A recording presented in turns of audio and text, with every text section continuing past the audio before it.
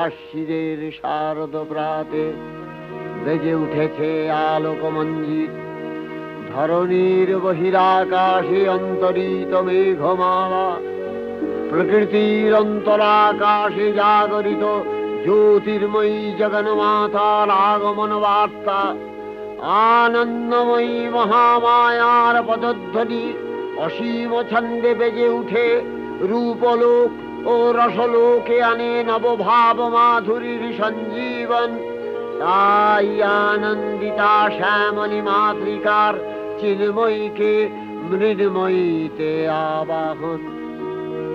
আজ চিৎশক্তি রূপিণী বিশ্বজননীর শারদশ্রী বিমণ্ডিতা প্রতিমা মন্দিরে মন্দিরে ধ্যান বোধিতা। সিংহস্থা শশিশেখর